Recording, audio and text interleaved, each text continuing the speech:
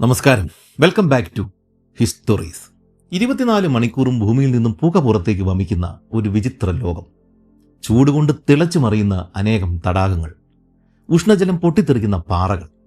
ഇത് നമ്മുടെ സൗരയൂഥത്തിലെ ഏതെങ്കിലും ഗ്രഹത്തെക്കുറിച്ചുള്ള വർണ്ണനയൊന്നുമല്ല. ഇത്തരമൊരു സ്ഥലം ഈ ഭൂമിയിൽ തന്നെ താൻ നേരിട്ട് കണ്ടുവെന്ന് 1807 ജോൺ കോട്ട്ലർ പറഞ്ഞപ്പോൾ ആരും അത് സത്യമാണെന്ന് വിചാരിച്ചതേയില്ല. 1803 അമേരിക്കൻ സർക്കാർ ഫ്രഞ്ചുകാരിൽ നിന്നും വിലയ്ക്ക് വാങ്ങിയ പ്രദേശങ്ങളിൽ ഗവേഷണം നടത്തുവാനായിട്ട് നിയോഗിച്ച പര്യവേഷണ സംഘമായിരുന്നു Lewis and Clark expedition. Mississippi നദിയുടെ പടിഞ്ഞാറൻ പ്രദേശങ്ങളായിരുന്നു $15 മില്യൺ അമേരിക്ക ഫ്രഞ്ചുകാരിൽ നിന്നും അന്ന് വിലയ്ക്ക് വാങ്ങിയത്. ഇന്നത്തെ മധ്യ അമേരിക്കൻ പ്രദേശങ്ങളായിരുന്നു അത്. എന്നാൽ ഈ ഫ്രഞ്ചുകാർ അമേരിക്കയ്ക്ക് വിറ്റ ഈ സ്ഥലങ്ങളിൽ ഫ്രഞ്ചുകാർക്ക് വളരെ കുറച്ച് പ്രദേശങ്ങളിൽ മാത്രമേ സ്വാധീനമുണ്ടായിരുന്നുള്ളൂ. ബാക്കി ഭാഗങ്ങൾ നേറ്റീവ് അമേരിക്കൻസ് തന്നെയാണ് ഭരിച്ചിരുന്നത്. അത്തരം സ്ഥലങ്ങൾ സത്യത്തിൽ ഫ്രഞ്ചുകാർ പോലും നേരിട്ട് ഒരിക്കലും കണ്ടിട്ട് പോലും ഉണ്ടായിരുന്നില്ല. അതുകൊണ്ടാണ് അവരിൽ നിന്ന് വാങ്ങിയ സ്ഥലങ്ങളിൽ വിശദമായ ഒരു പര്യവേഷണവും മാപ്പിങ്ങും വേണമെന്ന് അമേരിക്കൻ സർക്കാർ തീരുമാനമെടുത്തത്. ലൂയിസ് ആൻഡ് ക്ലാർക്ക് എക്സ്പെഡീഷൻ എന്ന് പേരിട്ടിരുന്ന ഈ സംഘത്തിലെ ഒരംഗമായിരുന്നു പിൽക്കാലത്ത് മൗണ്ടൻ മാൻ എന്ന് പേരുകേട്ട John Colter. Lewis and Clark പര്യവേഷണത്തിനിടയിൽ അത് ഉപേക്ഷിച്ചിട്ട് മറ്റൊരു വഴിയെ യാത്ര തിരിച്ച ഈ ജോൺ കോട്ട്ലർ 1807 സദാനേരവും പുക വമിക്കുന്ന ഒരു വിചിത്ര ലോകത്തിൽ എത്തിപ്പെട്ടത്. അവിടെയുള്ള കുളങ്ങളിലും ഉറവുകളിലും ചൂടുവെള്ളമാണ് ഉള്ളത് എന്ന് തുടങ്ങിയ കാര്യങ്ങൾ ഈ കോട്ട്ലർ പുറം ലോകത്തെ അറിയിച്ചുവെങ്കിലും അന്നത്തെ കാലത്ത് അത് കോട്ട്ലറുടെ വെറും സ്വപ്നം മാത്രമാണ് എന്ന് കരുതി, അല്ലെങ്കിൽ അയാൾ കള്ളം പറയുകയാണ് എന്ന് കരുതി ആളുകൾ അത് തള്ളിക്കളയുകയാണ് ചെയ്തത്. അവര് ആ സ്ഥലത്തിന് തമാശ രൂപേണ കോട്ട്ലറുടെ നരകം അഥവാ കോട്ട്ലേഴ്സ് ഹെൽ എന്നൊരു പേര് ഇടുകയും ചെയ്തു. ഇതിനുശേഷം 1830 വേട്ടക്കാരും പിന്നെ മൃഗത്തോല് കച്ചവടം നടത്തുന്ന ആളുകളൊക്കെ ഈ കോട്ട്ലർ പറഞ്ഞ സ്ഥലത്ത് എത്തിയിട്ടുണ്ടായിരുന്നു. മൗണ്ടൻ മാൻ ജിം ബ്രിഡ്ജർ അക്കൂട്ടത്തിൽ ഒരാളായിരുന്നു. ജിം ബ്രിഡ്ജറും താൻ കണ്ട വിസ്മയ ലോകത്തെക്കുറിച്ചുള്ള കഥകൾ ഈ പുറം ലോകത്തുള്ള ആളുകളോട് പറഞ്ഞുവെങ്കിലും അതും ആളുകൾ മുഖവിലയ്ക്ക് എടുത്തില്ല. ഈ സമയത്ത് തന്നെ കുറച്ച് ഫ്രഞ്ച് വേട്ടക്കാരും തുകൽ കച്ചവടക്കാരും ഒക്കെ ഈ ഭാഗങ്ങളിൽ എത്തിയിട്ടുണ്ടായിരുന്നു. അവര് ഈ ഒരു പ്രദേശങ്ങളിൽ പണ്ട് മുതലേ വസിക്കുന്ന നേറ്റീവ് അമേരിക്കൻസ് ഒക്കെ ആയിട്ട് സമ്പർക്കത്തിലാവുകയും പ്രാദേശിക ഭാഷയിൽ ഇതുവഴി ഒഴുകുന്ന നദിക്കുള്ള പേര് കണ്ടെത്തുകയും ചെയ്തു. ആ പേര് ഇംഗ്ലീഷ് പര്യവേഷകരുടെ കൈകളിൽ എത്തിയപ്പോഴാണ് ആ നദിക്കും അവരന്ന് കണ്ട സദാനേരവും പുക വമിക്കുന്ന ആ വിചിത്ര ലോകത്തിനും ഇന്നത്തെ പേര് കൈവന്നത് യെലോസ്റ്റോൺ. യെലോസ്റ്റോൺ നദിയുടെ തീരങ്ങളിൽ കാണപ്പെടുന്ന ചില പാറകളുടെ നിറമാണ് ഈ പേരിന് കാരണമായത്. സത്യത്തിൽ ഏതാണ്ട് 6,31,000 വർഷങ്ങൾക്ക് മുമ്പ് പൊട്ടിത്തെറിച്ച ഒരു സൂപ്പർ വോൾക്കാനോയുടെ ഇടിഞ്ഞു താണുപോയ അഗ്നിപർവ്വത മുഖമാണ് യെലോസ്റ്റോൺ. ഇന്നും അവിടെ കാണപ്പെടുന്ന അഗ്നിപർവ്വതജന്യമായിട്ടുള്ള പാറകളും കരിഞ്ഞുണങ്ങി പാറ പോലെ കിടക്കുന്ന മരക്കഷ്ണങ്ങളും ഇതിന്റെ എല്ലാം തെളിവുകളാണ്. അഗ്നിപർവ്വതം ശാന്തമാണെങ്കിലും ഈ ഭാഗങ്ങളിലെ ജിയോ തെർമൽ പ്രവർത്തനങ്ങൾ ഇപ്പോഴും സജീവമാണ്. അതുകൊണ്ടാണ് തിളച്ച വെള്ളം പൂത്തിരി പോലെ ആകാശത്തിലേക്ക് ചീറ്റുന്ന ഗീസർ അല്ലെങ്കിൽ ഗൈസറുകളും ചൂട് നീരുറവുകളും ഇവിടെ ധാരാളം കാണപ്പെടുന്നത്. ഗീസറും ഗൈസറും അമേരിക്കൻ ബ്രിട്ടീഷ് ഉച്ചാരണങ്ങളാണ്. ഇത്തരം ജിയോ തെർമലി ആക്റ്റീവായിട്ടുള്ള 10,000-ഓളം സ്ഥലങ്ങളാണ് യെലോസ്റ്റോണിൽ ഇപ്പോഴുള്ളത്. അമേരിക്കൻ കാട്ടുപോത്തുകളും ചെന്നായ്ക്കളും കയോട്ടികളും എൽക്ക് മാനുകളും പ്യൂമ എന്ന മൗണ്ടൻ ലയണുകളും കൂടാതെ ഒട്ടനവധി മറ്റ് മൃഗങ്ങളും അതിനും പുറമെ 300-ലധികം പക്ഷിജാതികളും ഇതൊക്കെ ധാരാളമായിട്ട് അലഞ്ഞു തിരിയുന്ന വനങ്ങളും പുൽമേടുകളും പൈൻ കാടുകളും വരണ്ട മൈതാനങ്ങളും ഇടകലർന്ന് കിടക്കുന്ന വിചിത്ര ഭൂമി തന്നെയാണ് യെലോസ്റ്റോൺ. ഇങ്ങനെയൊക്കെ ആണെങ്കിലും 10,000 വർഷങ്ങൾക്ക് മുമ്പ് തന്നെ നേറ്റീവ് അമേരിക്കൻ ഗോത്രങ്ങൾ ഈ ഭാഗങ്ങളിൽ ഹണ്ടിങ്ങിനും മറ്റുമൊക്കെ ആയിട്ട് വന്നു പോകുന്നുണ്ടായിരുന്നു. ഇതുകൊണ്ടൊക്കെ തന്നെയാണ് കോട്ട്ലറുടെ നരകം എന്ന് വിളിപ്പേരുള്ള ഈ സ്ഥലത്തെക്കുറിച്ച് ഒട്ടനവധി കഥകൾ 1800-കളുടെ അവസാന കാലത്ത് അമേരിക്കയിൽ പ്രചാരത്തിലുണ്ടായിരുന്നത്. ഇവിടെ ധാരാളം സ്വർണ്ണ നിക്ഷേപം ഉണ്ടെന്നായിരുന്നു ആദ്യകാലങ്ങളിലെ വിശ്വാസങ്ങൾ. 1850-കളിൽ ഒരു കൂട്ടം കുടിയേറ്റക്കാർ സ്വർണ്ണ അന്വേഷിച്ചിട്ട് ഈ യെലോസ്റ്റോണിൽ പോയിരുന്നുവെന്നും അവരത് കണ്ടെത്തിയിട്ട് ഏതോ ഒരു സ്ഥലത്ത് കുഴിച്ചിട്ടു എന്നൊക്കെയുള്ള കഥകൾ ആ കാലഘട്ടങ്ങളിൽ വളരെയധികം പ്രചാരമുണ്ടായിരുന്ന സ്റ്റോറികളാണ്. അവരെ പിന്നീട് നേറ്റീവ്സ് ആക്രമിക്കുകയും ഒരാൾ ഒഴികെ എല്ലാവരെയും വധിക്കുകയും ചെയ്തു. രക്ഷപ്പെട്ട ആള് ആ നിധി വീണ്ടെടുക്കാൻ വേണ്ടിയിട്ട് വീണ്ടും പരിശ്രമിച്ചെങ്കിലും അയാളും വധിക്കപ്പെട്ടു. ഈ കഥയുടെ പ്രസിദ്ധി കാരണം അല്ലെങ്കിൽ ഇതിന്റെ പ്രചാരണം കാരണം നഷ്ടപ്പെട്ട നിധി കണ്ടെത്തുവാൻ വേണ്ടിയിട്ട് പിന്നീട് ഒട്ടനവധി ആളുകളാണ് ഈ യെലോസ്റ്റോണിലേക്ക് പോയത്. എന്നാൽ ഇവിടുത്തെ വിചിത്രമായിട്ടുള്ള ഭൂപ്രകൃതി കാരണം പലരും അവിടെ തന്നെ അപ്രത്യക്ഷമായി പോവുകയാണ് ചെയ്തത്. ഇത് പിന്നീട് ഈ യെലോസ്റ്റോൺ കഥകളുടെ ദുരൂഹത വർദ്ധിപ്പിക്കുകയാണ് ചെയ്തത്. ഒരു ഭീമൻ അഗ്നിപർവ്വതം ഇവിടെ പൊട്ടിത്തെറിച്ചിട്ടുണ്ട് എന്നുള്ള വസ്തുത ആദ്യകാലങ്ങളിൽ തന്നെ ഇവിടെ ചെന്ന യൂറോപ്യൻസിന് മനസ്സിലായിട്ടുണ്ടായിരുന്നു. എന്നാൽ അത് വീണ്ടും ഉടൻ തന്നെ പൊട്ടിയേക്കാം എന്നുള്ളൊരു ഭയം 1800കളിൽ ആളുകൾക്കിടയിൽ ഉണ്ടായിരുന്നു. എന്നാൽ ഇതെല്ലാം പ്രകൃതി ഉണ്ടാക്കിയ ദുരൂഹതകളാണെങ്കിൽ മനുഷ്യൻ സ്വയം നിർമ്മിച്ച കഥകൾക്കും കുറവൊന്നും ഉണ്ടായിരുന്നില്ല.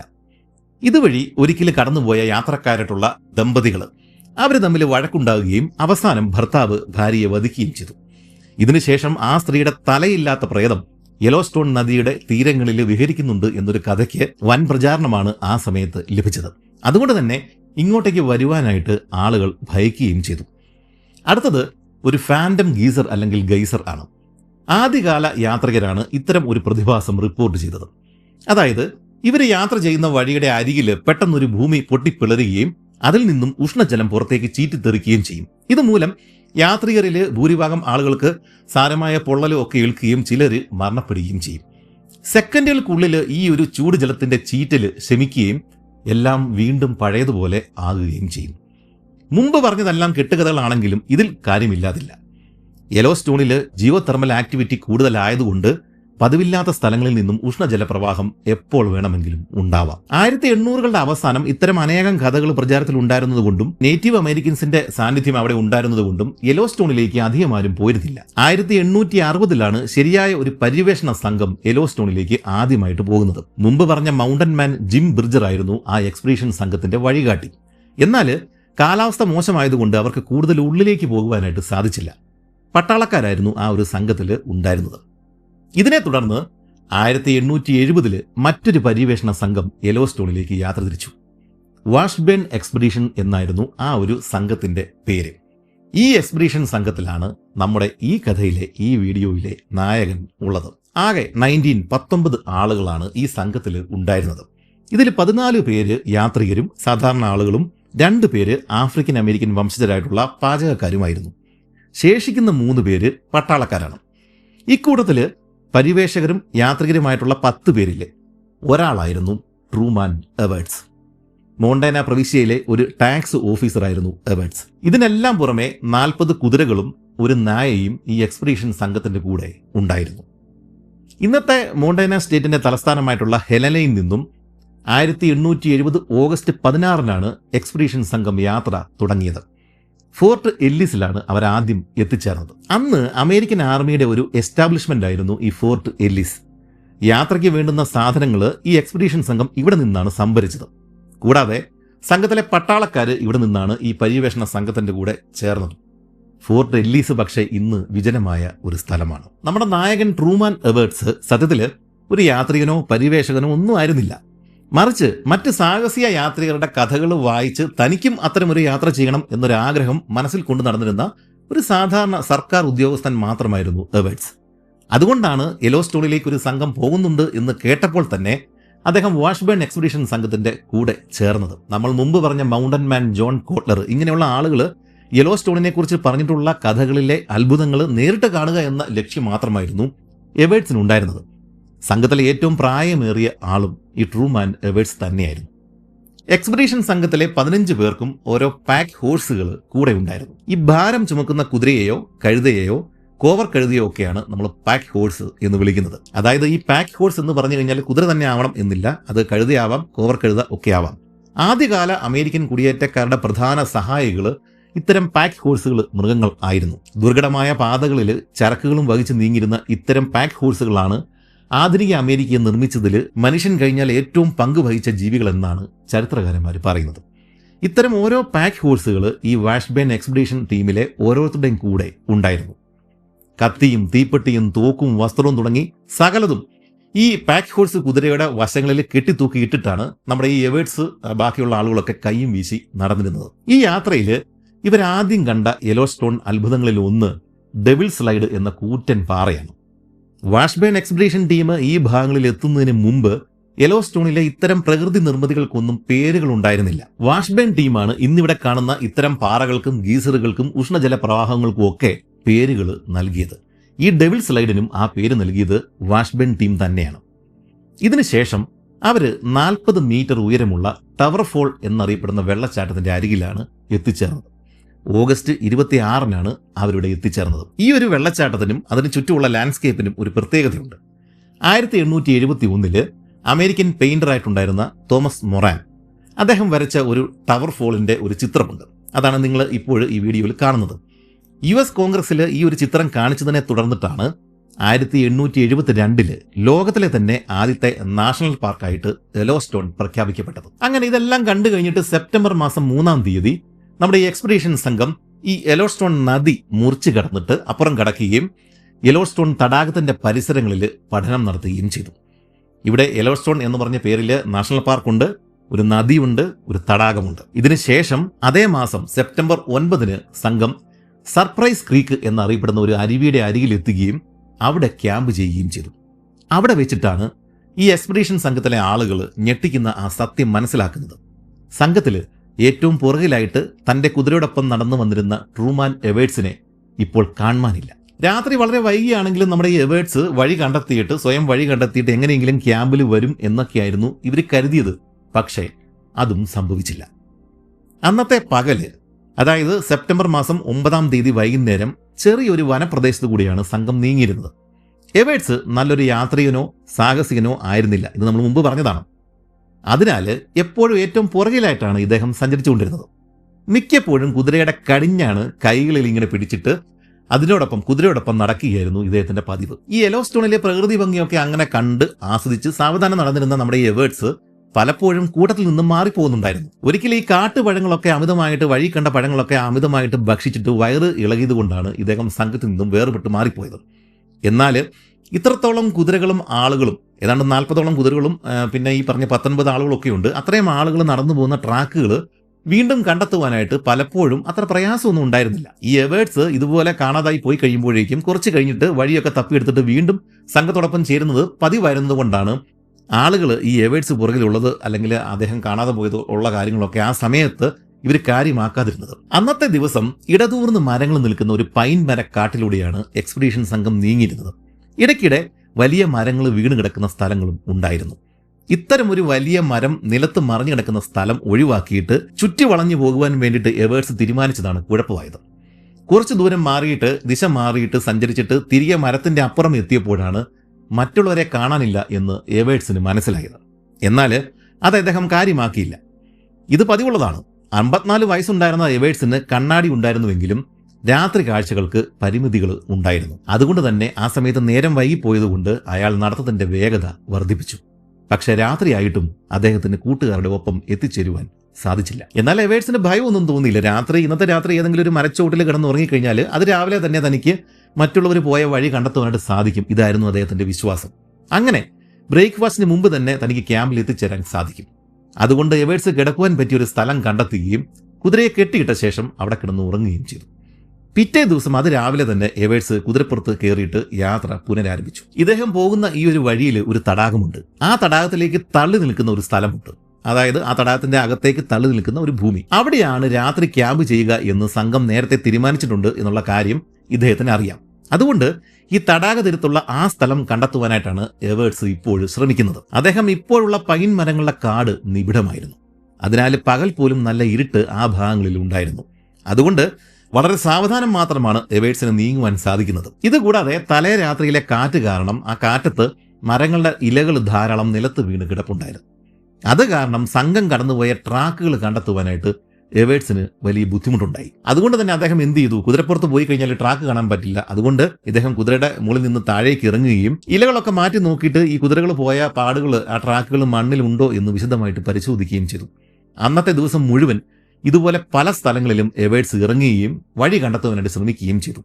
എന്നാൽ ഒരു തവണ എവേർട്സ് അബദ്ധം കാണിച്ചു. സമയം ഏതാണ്ട് ഇരുട്ടി വരുന്നുണ്ടായിരുന്നു. ഇപ്രാവശ്യം കുതിരയെ ഒരിടത്തും കെട്ടാതെയാണ് അദ്ദേഹം നിലത്തിറങ്ങി വഴി കണ്ടെത്തുവാനായിട്ട് ശ്രമിച്ചത്. എന്നാൽ ഇതേ സമയം കുതിര എന്തോ കണ്ടിട്ടോ കേട്ടിട്ടോ പരിഭ്രമിക്കുകയും എവേർട്സ് നോക്കി നിൽക്കെ അത് ചിനച്ചുകൊണ്ട് മറ്റൊരു ദിക്കിലേക്ക് ഓടിപ്പോവുകയും ചെയ്തു. ഈ ഒരു കാഴ്ച കണ്ടിട്ട് ഒന്ന് ഉറക്കെ ഒച്ചയിടാൻ പോലും എവേർട്സിന് സാധിച്ചില്ല. എന്ത് ചെയ്യണമെന്നറിയാതെ നിബിഡമായ ആ പൈൻ മരക്കാട്ടില് ആ മനുഷ്യൻ തരിച്ചു നിന്നുപോയി. അദ്ദേഹത്തിന്റെ കമ്പിളി പുതപ്പുകൾ, തോക്ക്, കോമ്പസ്, മാപ്പ്, തീപ്പെട്ടികൾ, മീൻ പിടിക്കാനുള്ള ഉപകരണങ്ങൾ, അങ്ങനെ സകലതും ഓടിപ്പോയ കുതിരയുടെ പുറകില് കെട്ടിത്തൂക്കിയിട്ടിരുന്ന ബാഗിലാണ് ഉണ്ടായിരുന്നത്. ഇപ്പോഴ് അദ്ദേഹം ദേഹത്ത് ധരിച്ചിരിക്കുന്ന വസ്ത്രം, പിന്നെ മൂക്കിൽ വെച്ചിരിക്കുന്ന കണ്ണാടി, ഒരു ചെറിയ ഓപ്പറ ഗ്ലാസ്, ഇത്രയുമാണ് ഇദ്ദേഹത്തിൻ്റെ കയ്യിൽ ഇപ്പോഴുള്ളത്. 18ഉം 19ഉം നൂറ്റാണ്ടുകളിൽ നാടകങ്ങളും ഓപ്പറകളും ഒക്കെ കാണുവാൻ വേണ്ടിയിട്ട് ഏറ്റവും പുറകിലൊക്കെ ഇരുന്നിരുന്ന ആളുകൾ ഉപയോഗിച്ചിരുന്ന ചെറിയ ദൂരദർശനികളാണ് ഈ ഓപ്പറ ഗ്ലാസ്. സാധാരണ 3 മടങ്ങ് മാഗ്നിഫിക്കേഷൻ മാത്രമാണ് ഇതിനുണ്ടാവുക. ഇത്തരം യാത്രകളിലൊക്കെ അക്കാലത്ത് എക്സ്പെഡീഷൻ സംഘത്തിന്റെ കൂടെ എല്ലാവരുടെയും കയ്യിൽ ഇതുപോലെ ചെറിയൊരു ഓപ്പറ ഗ്ലാസ് ഒക്കെ ഉണ്ടാവും. കുതിര പോയാൽ അങ്ങ് പോകട്ടെ, ഇരുട്ടുന്നതിന് മുമ്പ് എങ്ങനെയും ക്യാമ്പിലേക്കുള്ള വഴി കണ്ടെത്താം എന്ന് കരുതുന്നതിന് പകരം ഓടിപ്പോയ കുതിരയെ കണ്ടെത്തുവാനായിട്ടാണ് ബാക്കിയുള്ള മുഴുവൻ സമയവും നമ്മുടെ ഈ എവേർട്സ് ചെലവഴിച്ചത്. അതൊരു മണ്ടത്തരമായിരുന്നു. നടന്ന് ക്ഷീണിച്ചതല്ലാതെ ഒരു പ്രയോജനവും ഉണ്ടായില്ല. ഈ സമയത്ത് അദ്ദേഹം തന്റെ പോക്കറ്റിലൊന്ന് കൈയിട്ട് നോക്കിക്കഴിഞ്ഞപ്പോഴേക്കും കുറച്ച് പേപ്പറുകളും ഒരു പെൻസിലും കയ്യിൽ തടഞ്ഞു. എവേർട്സ് ഉടൻ തന്നെ പേപ്പറിൽ തനിക്ക് വഴി തെറ്റിയെന്നും താൻ ഇനി നടക്കുവാൻ പോകുന്ന ദിശ ഏതാണെന്നും കാണിച്ചിട്ട് ഒരു നോട്ടീസ് എഴുതുകയും ആ പേപ്പറിൽ എഴുതി വെക്കുകയും മരക്കറ ഉപയോഗിച്ചിട്ട് ഒരു മരത്തിൽ ആ നോട്ടീസ് ഒട്ടിച്ചു വെക്കുകയും ചെയ്തു. പേപ്പർ പലതായി കീറി ഒന്നിലധികം നോട്ടീസുകൾ എവേർട്സ് പല സ്ഥലങ്ങളിലായിട്ട് ഒട്ടിച്ചു വെക്കുകയും ചെയ്തു. അന്നത്തെ ദിവസം രാത്രി ആയതോടെ ഭയം എവേർട്സിന്റെ മനസ്സിൽ ചെറുതായിട്ട് രൂപപ്പെട്ടു തുടങ്ങിയിട്ടുണ്ടായിരുന്നു. മുമ്പ് തനിക്ക് പല പ്രാവശ്യം വഴി തെറ്റിയിട്ടുണ്ട്. എന്നാൽ ഇപ്രാവശ്യം അതുപോലല്ല. തനിക്ക് കുതിരയെ കൂടി നഷ്ടപ്പെട്ടിരിക്കുകയാണ്. ഇതിപ്പോൾ 2ാം ദിവസമാണ്. തനിക്ക് തന്റെ കൂട്ടുകാരെ ഇതുവരെയും കണ്ടെത്താനായിട്ടില്ല. അവർക്ക് തന്നെ ഇതുവരെ കണ്ടെത്താനായിട്ട് സാധിച്ചിട്ടുമില്ല. അങ്ങനെ 2ാമത്തെ രാത്രിയായി. ഇപ്രാവശ്യം എവേർട്സ് കുതിരയില്ലാതെ ഒറ്റയ്ക്കാണ്. പുതയ്ക്കാനായിട്ട് പുതപ്പോ തീ കൂട്ടുവാനായിട്ട് തീപ്പെട്ടികളോ കൈവശമില്ല. അദ്ദേഹം നിലത്ത് വീണ് കിടന്ന ഒരു മരത്തിൽ ചാരിയിരുന്നു കൊണ്ട് പലതും ചിന്തിച്ചു. ക്യാമ്പിൽ താൻ ഒറ്റപ്പെട്ടു പോയെന്ന കാര്യം എല്ലാവരും ഇപ്പോൾ അറിഞ്ഞിട്ടുണ്ടാവണം. അവര് തനിക്കായി തിരച്ചിൽ തുടങ്ങിയിട്ടും ഉണ്ടാവണം. ഇന്ന് താൻ മരത്തിൽ പതിച്ച നോട്ടീസുകൾ രാത്രിയിലെ കാറ്റിലും മഞ്ഞിലും വീണു പോയിട്ടില്ലെങ്കിൽ താൻ ഇപ്പോഴുള്ള സ്ഥലം അവർക്ക് കണ്ടെത്തുവാനായിട്ട് സാധിക്കും. നിലത്ത് വീണ് കിടക്കുന്ന ഇലകൾ കൂട്ടിയിട്ട് ഒരു മെത്ത പോലെയാക്കിയിട്ട് എവേർട്സ് അതിൽ ചുരുണ്ടുകൂടി കിടന്നു. ഇതേ സമയം എവേർട്സ് കൂട്ടത്തിലില്ല എന്ന് തിരിച്ചറിഞ്ഞ വാഷ്ബേൺ എക്സ്പെഡീഷൻ സംഘം അദ്ദേഹത്തെ കണ്ടെത്തുവാനുള്ള ശ്രമങ്ങൾ തുടങ്ങിക്കഴിഞ്ഞിട്ടുണ്ടായിരുന്നു. അവര് അന്നത്തെ രാത്രി യെലോസ്റ്റോൺ ലേക്കിന് സമീപമുള്ള ഫ്ലാറ്റ് മൗണ്ടൻ ആം എന്നൊരു മലയുടെ മുകളിൽ കയറുകയും എവേർട്സിനെ കാണുവാൻ പാകത്തിൽ വലിയൊരു ആഴി ഉണ്ടാക്കുകയും ചെയ്തു. കൂടാതെ അവർ തുടർച്ചയായിട്ട് ആകാശത്തിലേക്ക് വെടിയുതിർത്ത് തങ്ങളുടെ സ്ഥാനം എവിടെയാണ് എന്ന് എവേർട്സിനെ അറിയിക്കുവാൻ ശ്രമിക്കുകയും ചെയ്യുന്നുണ്ടായിരുന്നു. ഇതിനു പുറമെ ജില്ലറ്റ്, ട്രംബിൾ എന്നീ 2 ആളുകൾ എവേർട്സിനെ കാണാൻ സാധ്യതയുള്ള സ്ഥലങ്ങളിലേക്ക് മടങ്ങി വന്ന് തിരയുന്നുണ്ടായിരുന്നു. ഇതില് ഈ ജില്ലറ്റ് എന്ന് പറഞ്ഞ ചെറുപ്പക്കാരൻ എവേർട്സിനെ കണ്ടെത്തുവാനായിട്ട് പ്രത്യേകം താല്പര്യം കാണിച്ചിട്ടുണ്ടായിരുന്നു. അതിനൊരു കാരണമുണ്ട്. അയാള് എവേർട്സിന്റെ ഏക മകളായിട്ടുള്ള എലിസബത്തുമായിട്ട് സ്നേഹത്തിലായിരുന്നു. അതുകൊണ്ടാണ് ഈ ജില്ലറ്റ് എന്ന് പറഞ്ഞ ഈ ചെറുപ്പക്കാരൻ നേരിട്ട് തന്നെ എവേർട്സിനെ കണ്ടെത്തുവാൻ വേണ്ടിയിട്ട് ഇറങ്ങി തിരിച്ചത്. എന്നാൽ ദിശ കണ്ടെത്തുന്നതിൽ എവേർട്സ് കാണിച്ച അബദ്ധങ്ങൾ കാരണം അദ്ദേഹം നോട്ടീസുകൾ പതിപ്പിച്ച സ്ഥലങ്ങളിൽ അവർക്ക് എത്തുവാനായിട്ട് സാധിച്ചില്ല. അതുപോലെ അവരും നോട്ടീസുകൾ പല സ്ഥലങ്ങളിലും പതിപ്പിക്കുന്നുണ്ടായിരുന്നു. അതൊന്നും എവേർട്സ് കണ്ടതുമില്ല. ഭീതിജനകമായ ഒരു രാത്രിയായിരുന്നു അന്നത്തെ ദിവസം എവേർട്സിനെ കാത്തിരുന്നത്. നിശാപക്ഷികളുടെ കൂട്ടക്കരച്ചിലുകൾ കേട്ടിട്ട് എവേർട്സ് ഭയന്ന് കണ്ണടച്ചു കിടന്നു. കയോട്ടികളുടെ കുരകളും ചെന്നായ്ക്കളുടെ ഓരിയിടലുകളും രാത്രിയുടെ ഭീകരത വർദ്ധിപ്പിച്ചു. പിറ്റേ ദിവസമെങ്കിലും തനിക്ക് കൂട്ടുകാരെ കണ്ടെത്താമെന്ന പ്രതീക്ഷയിൽ എവേർട്സ് കണ്ണുകൾ ഇറുക്കിയടച്ച് ഉറങ്ങി. അടുത്ത ദിവസം രാവിലെ തന്നെ ഉറക്കമുണർന്ന അദ്ദേഹം അതിവേഗത്തിൽ വീണുകിടക്കുന്ന മരച്ചില്ലകളുടെയും മരങ്ങളുടെയും ഇടയിലൂടെ തലേ ദിവസം താൻ നോട്ടീസുകൾ പതിപ്പിച്ച അതേ സ്ഥലത്ത് എത്തിച്ചേർന്നു. തന്നെയും കാത്ത് ആരെങ്കിലും അവിടെ ഉണ്ടാവുമെന്നും അല്ലെങ്കിൽ തന്റെ നോട്ടീസിന് മറുപടിയായിട്ട് കൂട്ടുകാര് ക്യാമ്പിലേക്കുള്ള വഴികൾ രേഖപ്പെടുത്തി വേറെ നോട്ടീസുകൾ പതിപ്പിച്ചിട്ടുണ്ടാവും എന്നൊക്കെയാണ് എവേർട്സ് കരുതിയത്. എന്നാൽ നിരാശയായിരുന്നു ഫലം. അപ്പോൾ മാത്രമാണ് താൻ ശരിക്കും കുടുങ്ങിയെന്ന് എവേർട്സിന് തോന്നി തുടങ്ങിയത്. ആഹാരമില്ല, തീയില്ല, പുതയ്ക്കാനായിട്ട് കമ്പിളി പോലുമില്ല. മനുഷ്യർ താമസിക്കുന്ന സ്ഥലങ്ങളിൽ നിന്നും ഏതാണ്ട് 200 കിലോമീറ്ററുകൾ അകലെയാണ് താൻ ഇപ്പോഴുള്ളത്. വന്യമൃഗങ്ങളുടെ ഇടയിൽ അവയുടെ ആഹാരമാകുവാനോ അല്ലെങ്കിൽ പട്ടിണി കിടന്ന് ചാകുവാനോ ആണ് തൻ്റെ വിധി. എന്തായാലും തടാക തീരത്തേക്ക് തന്നെ നടക്കുവാനായിട്ട് എവേർട്സ് തീരുമാനമെടുത്തു. തൻ്റെ മകളെ ഒരിക്കൽ കൂടി കാണാതെ മരിക്കില്ല എന്ന ഉറച്ച വിശ്വാസമായിരുന്നു, തീരുമാനമായിരുന്നു അദ്ദേഹത്തിൻ്റെ മനസ്സിൽ ആ സമയത്ത് ഉണ്ടായിരുന്നത്. അതിനാൽ പൈൻ മരങ്ങളുടെ ഇടയിലൂടെ ഉറച്ച മനസ്സോടുകൂടി തന്നെയാണ് എവേർട്സ് നടന്നത്. യെലോസ്റ്റോണിൽ കാണപ്പെടുന്ന പൈൻ മരങ്ങൾ ലോഡ്ജ് പോൾ പൈൻ എന്നറിയപ്പെടുന്ന ഒരിനമാണ്. നേറ്റീവ് അമേരിക്കൻസ് കോണിക്കൽ ആകൃതിയിലുള്ള ടിപ്പി എന്നറിയപ്പെടുന്ന അവരുടെ ടെന്റുകൾ നിർമ്മിക്കുവാൻ വേണ്ടിയിട്ട് ഇത്തരം പൈനുകളുടെ കമ്പുകളാണ് ഉപയോഗിക്കുന്നത്. അതുകൊണ്ടാണ് ഈ പൈനുകളെ ലോഡ്ജ് പോൾ പൈൻ എന്ന് വിളിക്കുന്നത്. അന്നത്തെ ദിവസം ഉച്ചയോടെ എവേർട്സ് പൈൻ മരക്കാടുകളുടെ വെളിയിൽ എത്തിച്ചേർന്നു. ഇപ്പോൾ അദ്ദേഹത്തിന്റെ മുന്നിൽ അത്യാവശ്യം വലിപ്പമുള്ള ഒരു വലിയ തടാകമാണ് ദൃശ്യമായിരിക്കുന്നത്. ഇന്ന് ഹേർട്ട് ലേക്ക് എന്നറിയപ്പെടുന്ന ഒരു തടാകത്തിന്റെ കിഴക്കൻ തീരത്താണ് എവേർട്സ് ഇപ്പോൾ എത്തിപ്പെട്ടിരിക്കുന്നത്. 1870 സെപ്റ്റംബർ മാസം 11-ാം തീയതിയായിരുന്നു അത്. ഇരുണ്ടുകൂടിയ പൈൻ മരങ്ങളുടെ വനത്തിൽ നിന്നും തടാകത്തിന്റെ തെളിമയിലേക്ക് വന്ന എവേർട്സിന് അവിടെ എത്തിക്കഴിഞ്ഞപ്പോഴേക്കും എന്തെന്നില്ലാത്ത സന്തോഷം തോന്നി. തീരങ്ങളിൽ ധാരാളം മണൽ അടിഞ്ഞു കൂടിയിട്ട് ബീച്ചുകളൊക്കെ ഉള്ള ഏകദേശം ഹൃദയത്തിന്റെ ആകൃതിയിലുള്ള ഒരു തടാകമായിരുന്നു അത്. തടാകത്തിന്റെ ചുറ്റിനുമുണ്ടായിരുന്ന അനേകം ഹോട്ട് സ്പ്രിങ്ങുകളിൽ നിന്നും, അതായത് ഉഷ്ണജല പ്രവാഹങ്ങളിൽ നിന്നും പുക വമിക്കുന്നുണ്ടായിരുന്നു. ഇതിന്റെ തൊട്ടരികിൽ തന്നെ ഏതാണ്ട് 200 മീറ്റർ വടക്ക് പടിഞ്ഞാറ് മാറിയിട്ട് ഉഷ്ണജലം ചീറ്റുന്ന ഒരു ഗീസറും ഉണ്ടായിരുന്നു. ഇന്ന് റുസ്റ്റിക് ഗീസർ അല്ലെങ്കിൽ ഗൈസർ എന്നാണ് ഇതിന്റെ പേര്. 1890 ഈ ഗൈസറിന്റെ ഒരു ഫോട്ടോയാണ് ഇപ്പോൾ നിങ്ങൾ കാണുന്നത്. ഇതിന്റെ 2 പൊട്ടിത്തെറികൾക്കിടയിൽ 10 മുതൽ 90 മിനിറ്റ് വരെയും ഇടവേളകൾ ഉണ്ടാകാറുണ്ട്. ജലത്തിന്റെ താപനില 90 ഡിഗ്രിയാണ്. 13.5 മീറ്റർ വരെ ഉയരത്തിലാണ് ഇതിൽ നിന്നും ഉഷ്ണജലം പുറത്തേക്ക് ചീറ്റുന്നത്. ചില സമയങ്ങളിൽ ഈ ഗീസർ സ്ഥിരമായിട്ട് നിർജീവമായിട്ട് തുടരാറുണ്ട്. എന്നാൽ എവേഴ്സിന്റെ സമയത്ത് ഇത് വളരെ സജീവമായിട്ട് തന്നെ വെള്ളം ചീറ്റുന്നുണ്ടായിരുന്നു എന്ന് നമുക്ക് അനുമാനിക്കാം. എവേഴ്സ് ഈ തടാകത്തിന്റെ തീരത്തേക്ക് നടന്നെടുക്കുമ്പോൾ വലിയൊരു കൂട്ടം അരയന്നങ്ങൾ തടാകത്തിൽ നീന്തി കളിക്കുന്ന ദൃശ്യമാണ് അദ്ദേഹത്തെ വരവേറ്റത്. ലേക്കിന്റെ മറ്റൊരു തീരത്ത് നീർനായ്ക്കൾ മണലിൽ ഉരുണ്ട് കളിക്കുന്നുണ്ട്. ഇതേ വംശത്തിൽപ്പെടുന്ന മിങ്കുകളും തടാകത്തിൽ നീന്തുന്നുണ്ടായിരുന്നു.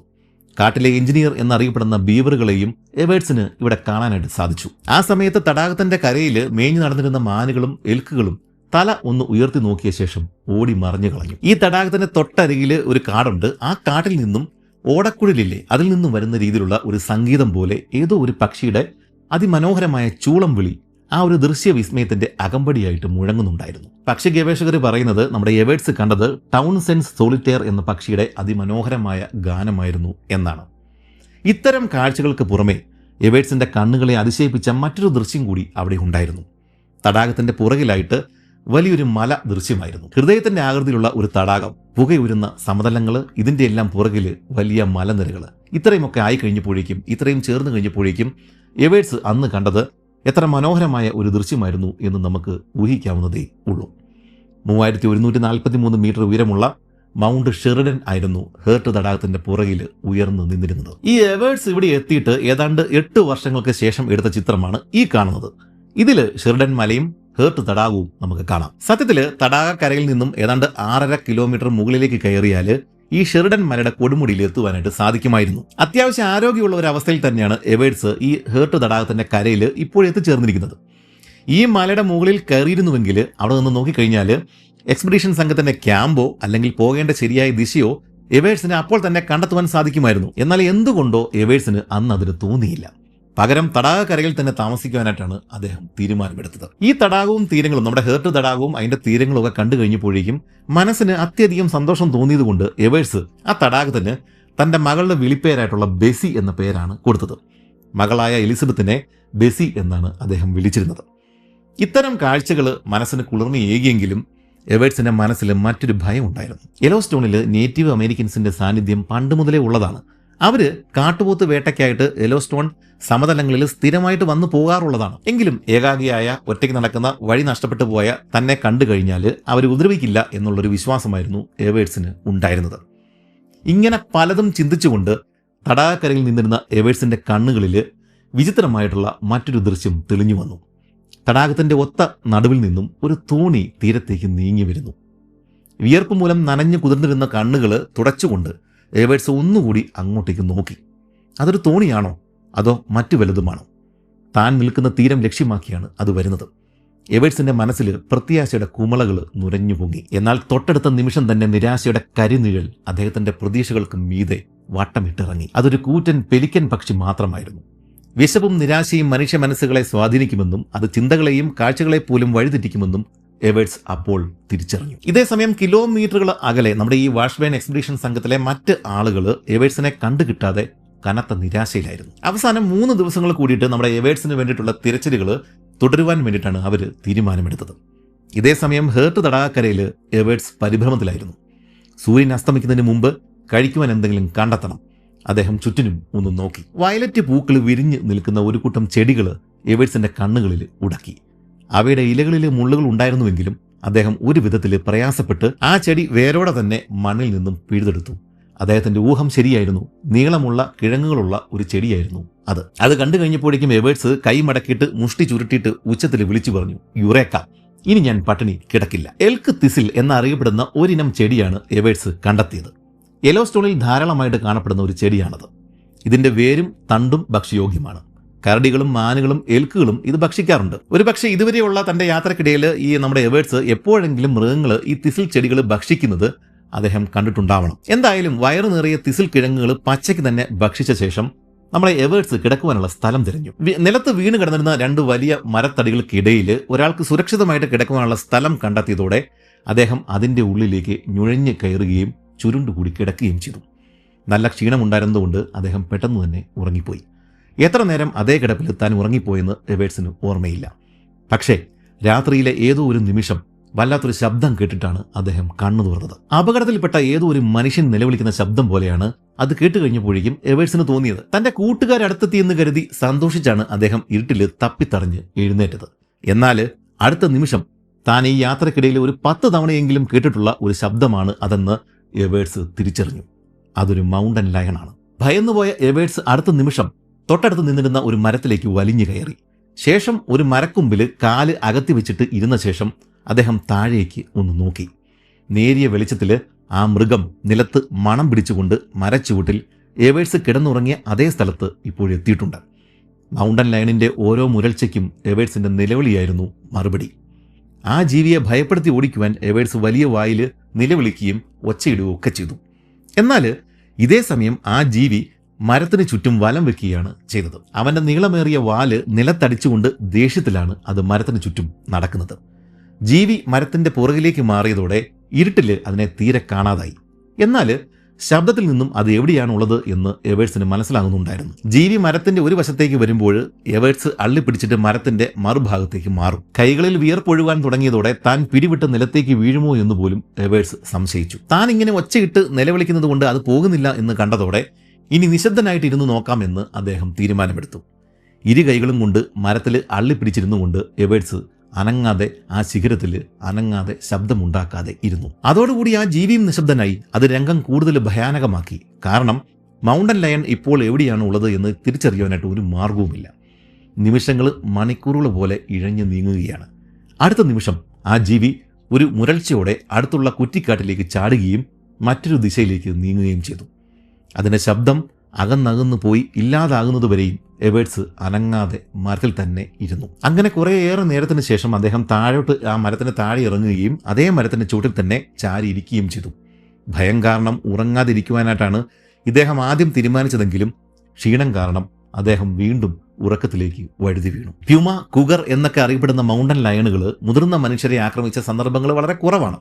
എന്നാൽ കൊച്ചുകുട്ടികളെ ഇവ പലപ്പോഴും ആക്രമിച്ച സംഭവങ്ങൾ ഉണ്ടായിട്ടുണ്ട്. മരത്തിൽ കയറുവാൻ കഴിവുള്ള കുഗർ ഏതാണ്ട് 15 അടി ഉയരത്തിൽ വരെയും മുകളിലേക്ക് ചാടാറുമുണ്ട്.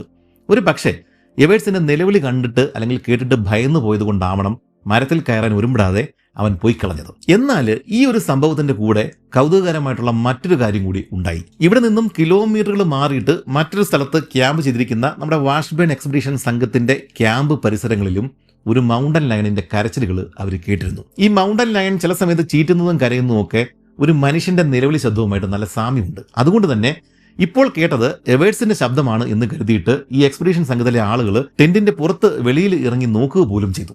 എവേർട്സിന്റെ കാലത്ത്, അതായത് 1871 യെലോസ്റ്റോണിൽ കുഗറുകൾ, ഈ പറയുന്ന പ്യൂമ മൗണ്ടൻ ലയൺസ് ധാരാളം ഉണ്ടായിരുന്നു. എന്നാൽ ഇന്ന് ഏതാണ്ട് 20 മൗണ്ടൻ ലയണുകൾ മാത്രമാണ് യെലോസ്റ്റോണിൽ അവശേഷിക്കുന്നത്. അതുപോലെ തന്നെ രാത്രികാലങ്ങളിൽ ഗ്രേ വുൾഫുകളുടെ, ചെന്നായ്ക്കളുടെ ഓരിയിടലുകൾ വാഷ്ബേൺ സംഘത്തിലെ ആളുകൾ സ്ഥിരമായിട്ട് കേൾക്കുന്നുണ്ടായിരുന്നു.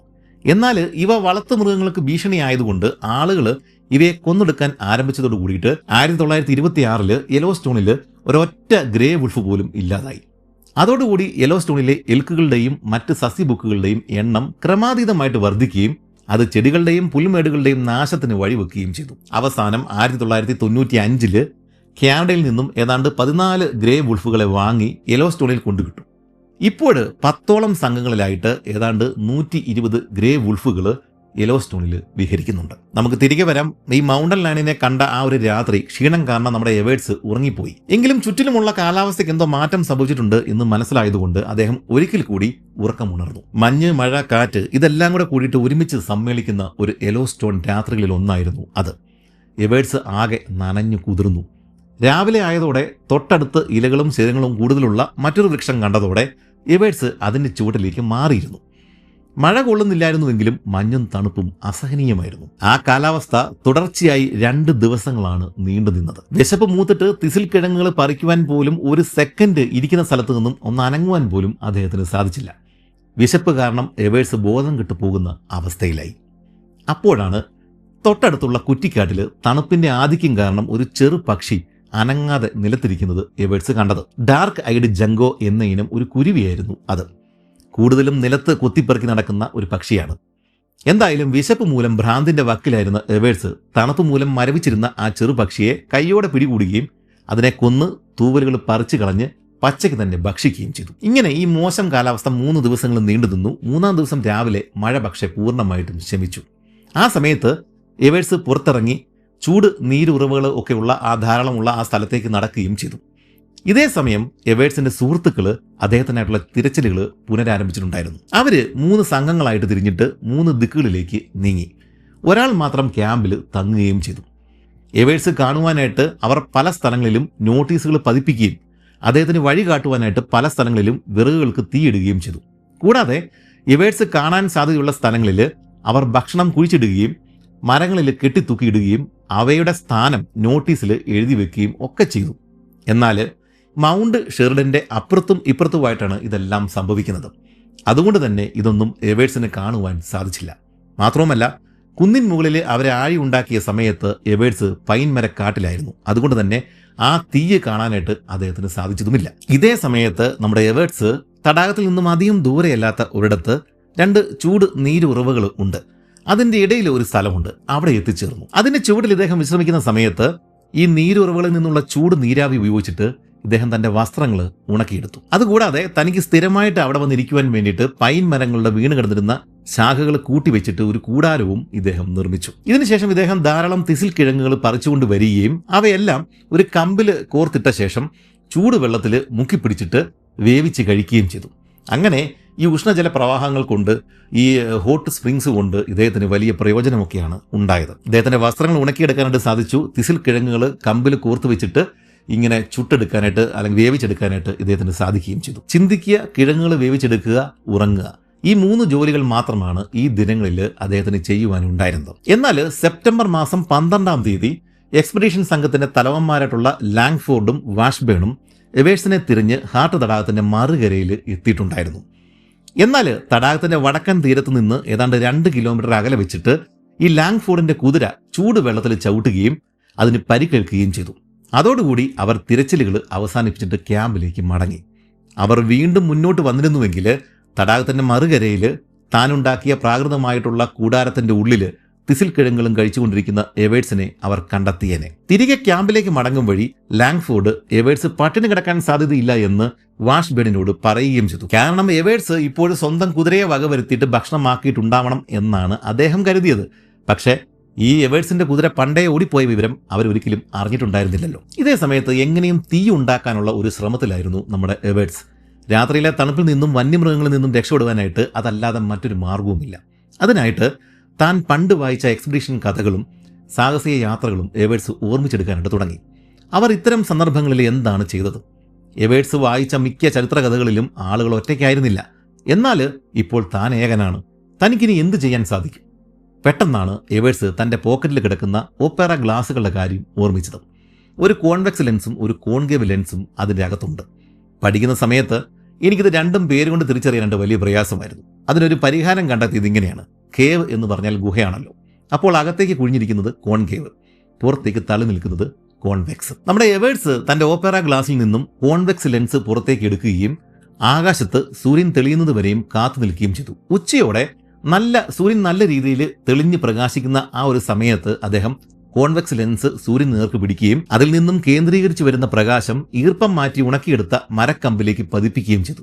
കുറച്ച് നിമിഷങ്ങൾക്കുള്ളിൽ കമ്പിൽ നിന്നും പുക വരികയും അതിന് തീ പിടിക്കുകയും ചെയ്തു. ലോകം മുഴുവനും കീഴടക്കിയ ഒരു സന്തോഷമായിരുന്നു അപ്പോൾ എവേഴ്സിന്റെ മനസ്സിൽ തോന്നിയത്. എങ്ങനെയും ഇവിടെ കഴിഞ്ഞുകൂടാമെന്നും താൻ രക്ഷപ്പെടുമെന്നും അദ്ദേഹത്തിന് തോന്നി.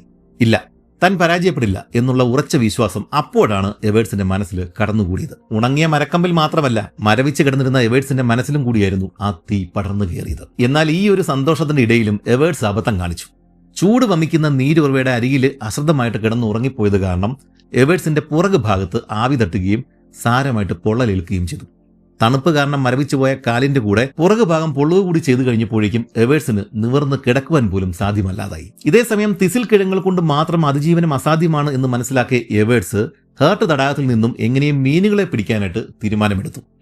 കട്ട് ത്രോട്ട് ട്രൗട്ട് എന്ന മത്സ്യമായിരുന്നു ആ തടാകത്തിൽ കൂടുതലും ഉണ്ടായിരുന്നത്. എന്നാൽ ഇതിനൊക്കെ കുറച്ച് ഉപകരണങ്ങൾ ആവശ്യമായിരുന്നു. എവേഴ്സ് ആദ്യമേ തന്നെ തന്റെ ബെൽറ്റ് അഴിച്ചെടുത്തിട്ട് അതിന്റെ ബക്കിളിന്റെ നാക്ക്, ഈ ടങ് ഓഫ് ദി ബക്കിൾ, അത് ഊരി മാറ്റിയിട്ട് കല്ലിൽ ഇങ്ങനെ ഉരച്ചൊരച്ച് കൂർപ്പിച്ചെടുത്തു. നടന്ന് നീര് വന്ന് വീർത്ത കാലുകൾ ബൂട്ടിനകത്ത് തിരികെ കയറ്റി നടക്കുക പ്രയാസമായിരുന്നു. അതിനാൽ അവ അഴിച്ചെടുത്തിട്ട് കൂർപ്പിച്ച ബക്കിൾ ടങ് ഉപയോഗിച്ചിട്ട് പുറകു ഭാഗം കീറിയിട്ട് സ്ലിപ്പർ രീതിയിൽ ആക്കിയെടുത്തു. ശേഷം കയ്യിലുണ്ടായിരുന്ന ലിനൻ കൊണ്ടുള്ള ഹാങ്കർ ചീഫിന്റെ നൂലുകൾ ഇങ്ങനെ ഓരോന്നായിട്ട് അഴിച്ചെടുത്തിട്ട് ബക്കിൾ ടങ് ഉപയോഗിച്ച് കീറിപ്പോയ വസ്ത്രങ്ങൾ ഒരു വിധത്തിൽ തുന്നിയെടുത്തു. അപ്പോഴാണ് പോക്കറ്റിൽ ഒരു സൂചി കിടക്കുന്നത് അദ്ദേഹം ശ്രദ്ധിച്ചത്. അത് ശ്രദ്ധാപൂർവം വളച്ചെടുത്തിട്ട് ചൂണ്ട കൊളുത്താക്കി ഫിഷ് ഹൂക്കാക്കി മാറ്റി. ഹാങ്കർ ചീഫിന്റെ മിച്ചമുണ്ടായിരുന്ന നൂലുകൾ പിരിച്ചെടുത്തിട്ട് ചൂണ്ടവള്ളി, അതായത് ഫിഷ് ലൈനും ഉണ്ടാക്കിയെടുത്തു. ഇതിനുശേഷം ആ ബൂട്ടുകളുടെ മുകൾ ഭാഗം കീറിയെടുത്തിട്ടുണ്ടായിരുന്നല്ലോ, ആ ഭാഗങ്ങളെല്ലാം വീണ്ടും തുന്നിക്കെട്ടിയിട്ട് ആ ബക്കിൾ ടെങ് വെച്ചിട്ടാണ് ഇദ്ദേഹം അതെല്ലാം ചെയ്യുന്നത്. ഇദ്ദേഹം ഒരു സഞ്ചി ഉണ്ടാക്കിയെടുക്കുകയും ചെയ്തു. ഈ സഞ്ചി എന്തിനാണ്? ഇദ്ദേഹത്തിന്റെ അരയിൽ കെട്ടിവെച്ചിരിക്കുകയാണ്. ഇനി യാത്ര പോകേണ്ടതാണ് ഇവിടെ നിന്ന്. ആ സമയത്ത് ഈ തിസിൽ കിഴങ്ങുകൾ ഈ സഞ്ചിക്കകത്ത് ഇദ്ദേഹത്തിന് കളക്ട് ചെയ്ത് വെക്കാനായിട്ട് പറ്റും. ഇനി അങ്ങോട്ടേക്ക് ഇത്തരം കിഴങ്ങുകൾ കിട്ടുമോ ഇല്ലയോ എന്നൊന്നും ഇദ്ദേഹത്തിന് അറിയില്ല. എന്നാൽ ബലക്കുറവുള്ള പ്രാകൃതമായിട്ടുള്ള ചൂണ്ട വെച്ചുള്ള മീൻപിടുത്തം എവേഴ്സ് വിചാരിച്ചതുപോലെ എളുപ്പമായിരുന്നില്ല. അതുകൊണ്ട് താൻ കഷ്ടപ്പെട്ടുണ്ടാക്കിയ ചൂണ്ട കൊണ്ട് അദ്ദേഹത്തിന് കാര്യമായ പ്രയോജനം ലഭിച്ചതുമില്ല. അങ്ങനെ ഹേർട്ട് തടാകക്കരയിൽ എത്തിയ ശേഷം 8ാം ദിനം അവിടെ നിന്ന് മുന്നോട്ട് നീങ്ങുവാൻ തന്നെ എവേഴ്സ് തീരുമാനമെടുത്തു. ഇതേ സമയത്ത് വാഷ്ബേൺ എക്സ്പെഡീഷൻ സംഘവും മുന്നോട്ട് നീങ്ങുവാൻ തന്നെയാണ് തീരുമാനമെടുത്തത്. എവേഴ്സിനെ ഇനിയും കണ്ടെത്തുവാൻ സാധ്യത കുറവാണെന്ന് തന്നെയാണ് അവർ കരുതിയത്. പക്ഷേ എവേഴ്സിന്റെ മകളുടെ കാമുകനായിട്ടുള്ള ജില്ലറ്റും അവന്റെ 2 സുഹൃത്തുക്കളും കുറച്ച് ദിവസങ്ങൾ കൂടി അവിടെ തന്നെ തങ്ങി തിരച്ചിൽ തുടരുവാൻ വേണ്ടിയിട്ടാണ് അവർ തീരുമാനം എടുത്തത്. കാറ്റും മഴയും മഞ്ഞും ഒന്നും ഇല്ലാത്ത നല്ലൊരു പ്രഭാതമായതുകൊണ്ടാണ് അന്നത്തെ ദിവസം തന്നെ യാത്ര തുടരുവാൻ വേണ്ടിയിട്ട് എവേഴ്സും നമ്മുടെ ഈ വാഷ്ബേൺ സംഘാംഗങ്ങളും തീരുമാനമെടുത്തത്. താൻ സ്വയം നിർമ്മിച്ച ബാഗിൽ തിസിൽ കിഴങ്ങുകൾ ശേഖരിച്ചു വെച്ച ശേഷമാണ് യാത്ര ഈ എവേഴ്സ് തുടങ്ങിയത്. ഇനി അങ്ങോട്ട് ഭക്ഷണം കിട്ടാത്ത അവസ്ഥ ഉണ്ടാകുമോ എന്നൊരു സംശയം എവേഴ്സിനുണ്ടായിരുന്നു. എന്നാൽ മുന്നോട്ട് പോകും തോറും താൻ സുഹൃത്തുക്കളിൽ നിന്നും അകന്നകന്നാണ് പോകുന്നത് എന്നൊരു തോന്നല് എവേഴ്സിന്റെ മനസ്സിൽ ഇടയ്ക്കിടെ തോന്നി തുടങ്ങി. താൻ ഇനി ഒരിക്കലും മറ്റൊരു മനുഷ്യജീവിയെ കണ്ടുമുട്ടാൻ പോകുന്നില്ല. മകളെ ഒരിക്കൽ കൂടി കാണണമെന്ന ആഗ്രഹം കൊണ്ട് മാത്രമാണ് എവേഴ്സ് ഇപ്പോഴും മുന്നോട്ട് നീങ്ങിക്കൊണ്ടിരിക്കുന്നത്. തനിക്കിപ്പോഴും സംഭവിച്ചുകൊണ്ടിരിക്കുന്നതൊന്നും യാഥാർത്ഥ്യമല്ല എന്ന് പോലും അദ്ദേഹത്തിന് തോന്നി തുടങ്ങി. യെല്ലോ സ്റ്റോണിലെ വിചിത്രമായ കാഴ്ചകൾ കാരണം താനൊരു സ്വപ്ന ലോകത്തുകൂടിയാണ് നടക്കുന്നത് എന്നാണ് എവേഴ്സ് ഇപ്പോൾ കരുതുന്നത്. ഇവിടെയും എവേഴ്സിന് മറ്റൊരു നിർഭാഗ്യം സംഭവിച്ചു. ഇദ്ദേഹം യാത്ര തുടങ്ങിയതിനു ശേഷം ആ തടാകക്കരയിൽ നിന്നും ഹേർട്ട് ലേക്കിന്റെ ആ ഒരു കരയിൽ നിന്നും യാത്ര തുടങ്ങിയതിനു ശേഷം മണിക്കൂറുകൾ കഴിഞ്ഞിട്ട് നമ്മുടെ ജില്ലറ്റും കൂട്ടുകാരും ഹേർട്ട് ലേക്കിന്റെ തീരത്ത് എത്തിച്ചേർന്നിട്ടുണ്ടായിരുന്നു. എന്നാൽ നമ്മൾ മുമ്പ് പറഞ്ഞ ആ 2 ഹോട്ട് സ്പ്രിങ്സ് ഉണ്ടല്ലോ, നീര് ഉറവകൾ, അതിന്റെ ഇടയിലായിരുന്നല്ലോ ഇദ്ദേഹം ടെന്റൊക്കെ കെട്ടി കിടന്നിരുന്നത്. അങ്ങോട്ടേക്ക് അവർ പോയില്ല. പക്ഷെ അവരവിടെ ചെന്നിരുന്നുവെങ്കിൽ നമ്മുടെ എവേഴ്സ് നിർമ്മിച്ച ആ താൽക്കാലിക കൂടാരം അവർ കാണുമായിരുന്നു. എന്നാൽ അങ്ങോട്ടൊന്നും പോകാതെ ഹേർട്ട് തടാകത്തിന്റെ കരയിലൂടെ ഒന്ന് ചുറ്റിത്തിരിഞ്ഞ ശേഷം അവർ മടങ്ങുകയാണ് ഉണ്ടായത്. ഇതേ സമയം ഇരുന്നും കിടന്നും വിശ്രമിച്ചും എവേഴ്സ് മുന്നോട്ട് തന്നെ നീങ്ങുകയായിരുന്നു. എന്നാൽ വൈകുന്നേരത്തോടെ കാറ്റിന്റെ ദിശ മാറിയതും കാലാവസ്ഥയ്ക്ക് മാറ്റമുണ്ടായതും അദ്ദേഹം ശ്രദ്ധിച്ചു. രാത്രി തണുപ്പും മഞ്ഞും വീണ്ടും വരികയാണ്. ഇത്തരം പ്രതീക്ഷിക്കാത്ത കാലാവസ്ഥ വ്യതിയാനങ്ങൾ തന്നെയാണ് യെല്ലോ സ്റ്റോണിന്റെ പ്രത്യേകത. എന്നാൽ ഈ സമയത്ത് വേഗം തന്നെ തീ ഉണ്ടാക്കിയേക്കാം, അല്ലെങ്കിൽ രാത്രിയിൽ പെട്ടുപോകും എന്ന് വിചാരിച്ചിട്ട് ലെൻസ് പോക്കറ്റിൽ നിന്ന് എടുത്തിട്ട് മുകളിലേക്ക് നോക്കിയ എവേഴ്സ് നിരാശനായി. സൂര്യൻ അവിടെ ഉണ്ടായിരുന്നില്ല. മൂടിയ ആകാശം, മങ്ങിയ പ്രകൃതി, കൂടി വരുന്ന തണുപ്പ്. ഇന്നത്തെ രാത്രി താൻ അതിജീവിക്കുമോ എന്ന് കണ്ടറിയണം. നേരം ഇരുട്ടുന്നത് കണ്ടതോടെ മരങ്ങളുടെ കീഴിൽ തിങ്ങി നിറഞ്ഞ് മേൽക്കാടുകളുള്ള ഒരു സ്ഥലത്തേക്ക് എവേഴ്സ് മാറി. പറ്റിയ ഒരിടം കണ്ടെത്തി അവിടെയുള്ള മരത്തടിയുടെ കീഴിൽ എവേഴ്സ് അഭയം പ്രാപിച്ചു. കൈയും കാലും തണുത്ത് മരവിച്ച് പോകാതിരിക്കുവാൻ വേണ്ടിയിട്ട് അദ്ദേഹം കൈകൾ കൂട്ടിത്തിരുമ്മി, കാലുകൾ മരത്തടിയിൽ ഉരസി. എവേഴ്സ് ഒറ്റപ്പെട്ടു പോയ ശേഷം നേരിട്ട ഏറ്റവും തണുപ്പേറിയ രാത്രിയായിരുന്നു അത്. എന്നാൽ പിറ്റേ ദിവസം ഉച്ചയോടെ ആകാശം തെളിയുകയും സൂര്യൻ പ്രത്യക്ഷപ്പെടുകയും ചെയ്തതോടെ തീ ഉണ്ടാക്കുവാനായിട്ട് അദ്ദേഹത്തിന് സാധിച്ചു. ഇനി ഇത് അണഞ്ഞു പോകാനായിട്ട് അനുവദിച്ചുകൂടാ. അതുകൊണ്ട് കത്തിച്ച മരക്കമ്പ് മുന്നോട്ടും പിറകോട്ടും ആഞ്ഞു വീശിയും ഇടയ്ക്കിടെ ഊതുകയൊക്കെ ചെയ്തുകൊണ്ടാണ് എവേഴ്സ് പിന്നീട് നടന്നത്. എന്നാൽ ഇത് തുടർച്ചയായിട്ട് ചെയ്തതുകൊണ്ട് അന്നത്തെ ദിവസം എവേഴ്സ് പെട്ടെന്ന് തന്നെ ക്ഷീണിച്ചു. വൈകുന്നേരം നിബിഡമായിട്ടുള്ള പൈൻ മരക്കാടുകൾക്ക് നടുവിൽ തെളിഞ്ഞ ഒരു പ്രദേശം കണ്ടെത്തി അവിടെ ആഴി കൂട്ടുകയാണ് എവേഴ്സ് ചെയ്തത്. രാത്രിയായതോടെ താൻ തീ കൂട്ടിയ ആ ഒരു ഒഴിഞ്ഞ പ്രദേശം മാത്രം തെളിഞ്ഞു കാണുകയും അതിന്റെ പുറകിലും മുകളിലുമുള്ള കാടുകൾ പൂർണ്ണമായിട്ടും അന്ധകാരത്തിൽ മുങ്ങുകയും ചെയ്തതോടെ താനൊരു വലിയ ഗുഹയിൽ അകപ്പെട്ടതുപോലെയാണ് എവേർട്സിന് തോന്നിയത്. ദിശാപക്ഷികളുടെ നീണ്ട കൂവലുകളും മൗണ്ടൻ ലയണിന്റെ മനുഷ്യൻ്റേതുപോലുള്ള കരച്ചിലുകളും ഗ്രേ വുൾഫുകളുടെ മിനിറ്റുകൾ നീളമുള്ള കൂവലുകളും ആ രാത്രിയെ കൂടുതൽ ദുസ്സഹമാക്കി മാറ്റി.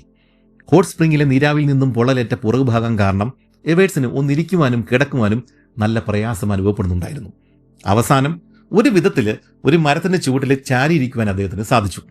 ഇടയ്ക്കിടെ കാറ്റിനനുസരിച്ചിട്ട് തീയുടെയും പുകയുടെയും ദിശ മാറിയിട്ട് എവേർട്സിന്റെ മുഖത്ത് തന്നെ പുക നേരിട്ട് അടിക്കുന്നുണ്ടായിരുന്നു. എങ്കിലും അവിടെ നിന്ന് എഴുന്നേറ്റ് മാറുവാനുള്ള ബുദ്ധിമുട്ട് കാരണം അദ്ദേഹം അതെല്ലാം സഹിച്ച് അവിടെ തന്നെ ഇരിക്കുകയാണ് ചെയ്തത്. ഇതിനിടെ തീക്കുണ്ടത്തിനും അപ്പുറമുള്ള ഇരുട്ടിൽ തിളങ്ങുന്ന കുറേയേറെ ജോഡി കണ്ണുകൾ കണ്ടതോടെ എവേർട്സ് ഭയപ്പെട്ടു. ഒരു ചെന്നായിക്കൂട്ടം തനിക്ക് ചുറ്റിനുമുണ്ട്. എന്നാൽ താൻ കത്തിച്ചിരിക്കുന്ന ഈ തീ കാരണമാണ് അവരരികിലേക്ക് വരാതിരിക്കുന്നത്. കുറേയേറെ നേരം എവേർട്സിന് ചുറ്റും വലം വെച്ച് നടന്ന ശേഷം അവറ്റകൾ അപ്രത്യക്ഷമാവുകയും ചെയ്തു. കുറച്ചു നേരത്തിന് ശേഷം ക്ഷീണിച്ച് അവശനായിപ്പോയ എവേർട്സ് അവിടെ ഇരുന്ന് ഉറങ്ങിപ്പോയി. എന്നാൽ ഇദ്ദേഹത്തിന് വീണ്ടും അബദ്ധം പറ്റി. ആ ഒരു ഉറക്കത്തിനിടയിൽ എപ്പോഴോ ഇദ്ദേഹം ഉറങ്ങിയിട്ട് മുന്നിലേക്ക് മുഖം കുത്തി അങ്ങ് വീണു. നീറിക്കിടന്നിരുന്ന ഒരു വിറകിന്റെ മുകളിലേക്കാണ് എവേർട്സ് വീണത്. ചാടിപ്പണിഞ്ഞ് എഴുന്നേറ്റെങ്കിലും എവേർട്സിന്റെ കൈകൾക്ക് സാരമായ പൊള്ളല് ആ സമയം കൊണ്ട് പറ്റിയിട്ടുണ്ടായിരുന്നു. അങ്ങനെ ദേഹം മുഴുവൻ പൊള്ളുകയും പരിക്കുകൾ പറ്റുകയും ചെയ്തതോടെ പിറ്റേ ദിവസം എവേർട്സ് ആകെ അവശനായി. എങ്കിലും അദ്ദേഹം ഒരു വിധത്തിൽ നടന്ന് യെലോസ്റ്റോൺ തടാകത്തിന്റെ തീരത്ത് എത്തിച്ചേർന്നു. മുമ്പ് അദ്ദേഹം ഹേർട്ട് ലേക്കിന്റെ തീരത്തായിരുന്നു. ഇപ്പോൾ ഇദ്ദേഹം നടന്നിട്ട് അതിലും വലിയ യെലോസ്റ്റോൺ ലേക്കിന്റെ തടാക തീരത്താണ് ഇപ്പോഴുള്ളത്. അവിടെ എത്തിയ ശേഷം തന്റെ ചെരുപ്പുകൾ അഴിച്ചു വെച്ചിട്ട് ബീച്ചിലൂടെ വിറകുകൾ ശേഖരിക്കാനായിട്ട് തലങ്ങും വിലങ്ങും ഇദ്ദേഹം നടന്നു. എല്ലാം കഴിഞ്ഞപ്പോഴാണ് തന്റെ ചെരുപ്പുകളിലൊന്നും കാണുന്നില്ല എന്ന് അദ്ദേഹത്തിന് മനസ്സിലായത്. ബോധമില്ലാതെ അങ്ങോട്ടും ഇങ്ങോട്ടും നടന്നപ്പോൾ എങ്ങോട്ടോ തട്ടിക്കളഞ്ഞ ചെരുപ്പിനായിട്ട് മണിക്കൂറുകളാണ് എവേർട്സ് ആ തടാകത്തിന്റെ കരയിൽ അലഞ്ഞുതിരിഞ്ഞത്. അവസാനം അത് കണ്ടെത്തി കഴിഞ്ഞപ്പോഴേക്കും ഈ ലോകം തന്നെ കീഴ്പ്പെടുത്തിയ സന്തോഷമായിരുന്നു അദ്ദേഹത്തിന്റെ മനസ്സിൽ തോന്നിയത്.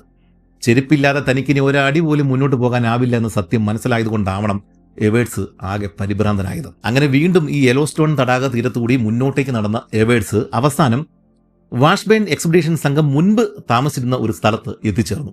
എവേർട്സ് ഇവിടെ എത്താൻ സാധ്യതയുണ്ട് എന്ന് കരുതിയിട്ടാണ് അവരിവിടെ ക്യാമ്പ് ചെയ്തിരുന്നത്. എന്നാൽ അവർ ഇവിടം വിട്ട് പോയിട്ട് ദിവസങ്ങൾ കഴിഞ്ഞ ശേഷമാണ് എവേർട്സ് ഇവിടെ എത്തിച്ചേർന്നിരിക്കുന്നത്. അവരെന്തെങ്കിലും നോട്ടീസുകൾ തനിക്ക് വേണ്ടി പതിപ്പിച്ചിട്ടുണ്ടോ എന്ന് എവേർട്സ് അവിടെ എല്ലാം പറയും നോക്കി. അതുപോലെ തന്നെ അവർ എവിടെയെങ്കിലുമൊക്കെ തനിക്ക് വേണ്ടുന്ന ഭക്ഷണം ഈ ക്യാനുകളിലൊക്കെ ആയിട്ട് എവിടെയെങ്കിലും വെച്ചിട്ടുണ്ടാവും എന്നുള്ള ധാരണയിൽ അദ്ദേഹം അവിടെ എല്ലാം തപ്പി നോക്കി. എന്നാൽ നിരാശയായിരുന്നു വീണ്ടും ഫലം.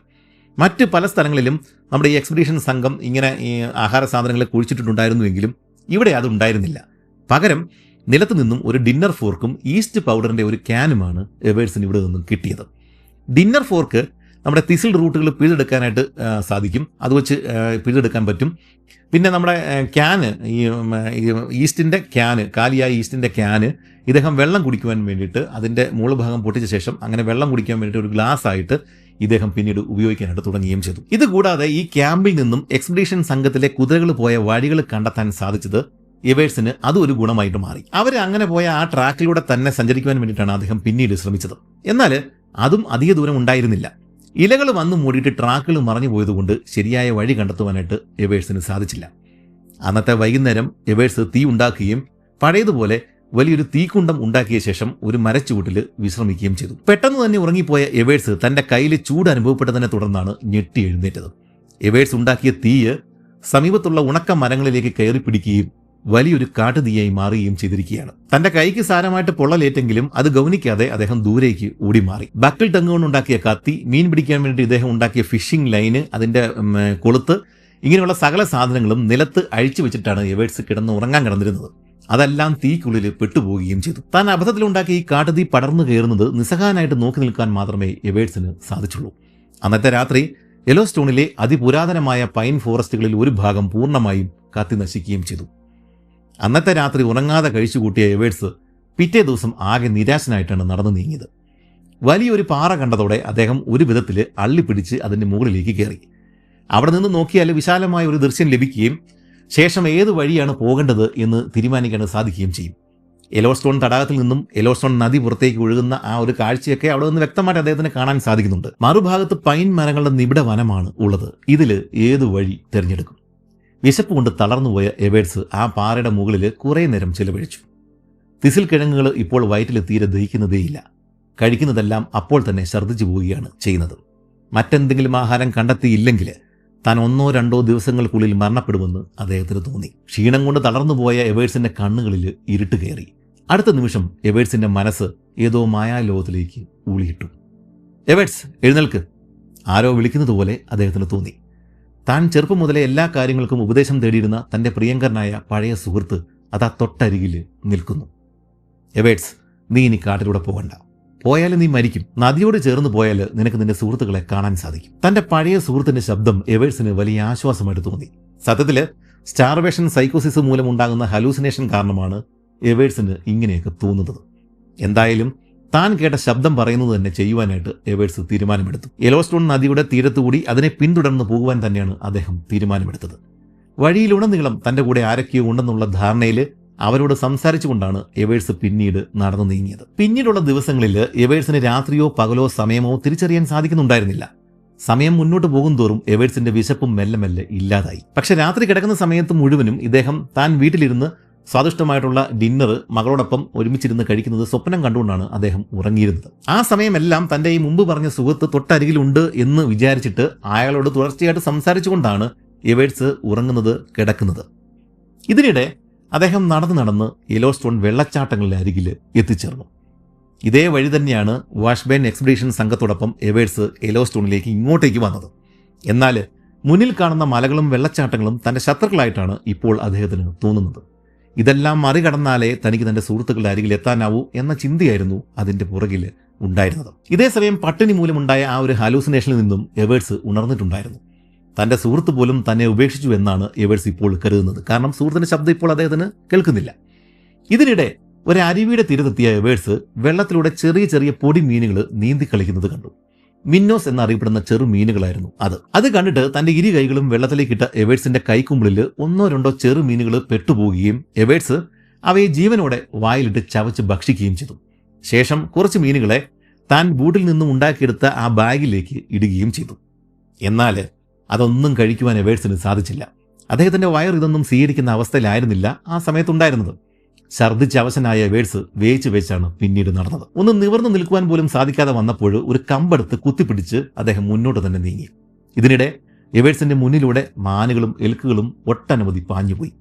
പക്ഷെ അവയെ പിടികൂടുവാനുള്ള ശേഷി പോലും അദ്ദേഹത്തിന് ഉണ്ടായിരുന്നില്ല.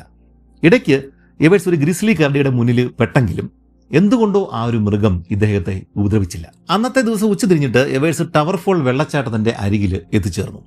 വാഷ്ബേൺ സംഘത്തിന്റെ കൂടെ ഓഗസ്റ്റ് 26-ന് എവേർട്സ് മുമ്പ് ഇവിടെ വന്നതാണ്.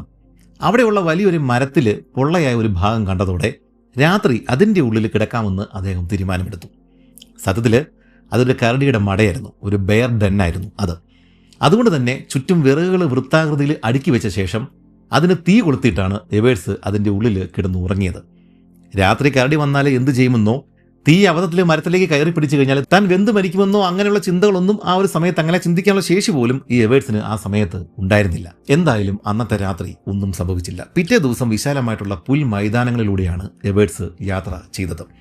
അതിനാൽ ഒന്നോ രണ്ടോ പുൽച്ചാടികളെ പിടികൂടി ഭക്ഷിക്കുവാനായിട്ട് എവേർട്സിന് സാധിച്ചു. പിന്നീടുള്ള 2 ദിവസങ്ങൾ തുടർച്ചയായിട്ട് കാറ്റും മഴയും തന്നെയായിരുന്നു. അതുകൊണ്ട് എവേർട്സ് ഒരു സ്ഥലത്ത് തന്നെ ചുരുണ്ടുകൂടി കിടന്നു. പട്ടിണി കാരണം എവേർട്സിന്റെ തൊലി എല്ലിന്റെ മുകളിൽ വെറും ഒരു ആവരണം പോലെ തൂങ്ങിക്കിടക്കുന്ന അവസ്ഥയായിരുന്നു അപ്പോഴുണ്ടായിരുന്നത്. രാത്രി കനത്ത മഞ്ഞ് പെയ്യും, പക്ഷെ പകൽ സമയത്തെ ചൂട് കാരണം അതെല്ലാം ഉരുകിയൊലിച്ചു പോവുകയും ചെയ്യും. ഇതായിരുന്നു യെലോസ്റ്റോണിലെ ആ സമയത്തെ കാലാവസ്ഥ. ഒരു ദിവസം ഒരു കുന്ന് കയറുന്നതിൻ്റെ ഇടയിൽ എവേർട്സ് ക്ഷീണിച്ചിട്ട് നിലത്തിരുന്ന് ഉറങ്ങിപ്പോയി. ശേഷം കിലോമീറ്ററുകൾ നടന്ന ശേഷമാണ് താൻ തീയുണ്ടാക്കാൻ ഉപയോഗിച്ചിരുന്ന ലെൻസ് കാണാനില്ല എന്ന് അദ്ദേഹത്തിന് മനസ്സിലായത്.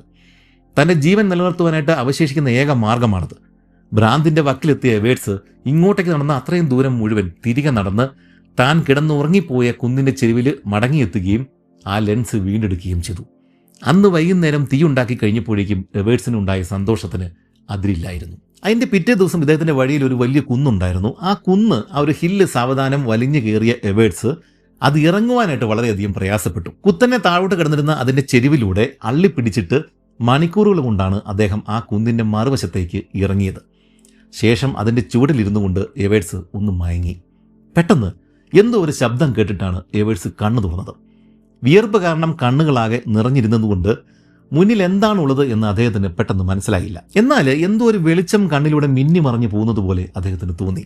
അടുത്ത നിമിഷം കഴിഞ്ഞ ഒട്ടേറെ ദിവസങ്ങളായിട്ട് എവേർട്സ് കേൾക്കുവാനായിട്ട് കൊതിച്ച ആ ശബ്ദം അദ്ദേഹത്തിൻ്റെ കാതുകളിൽ മുഴങ്ങി.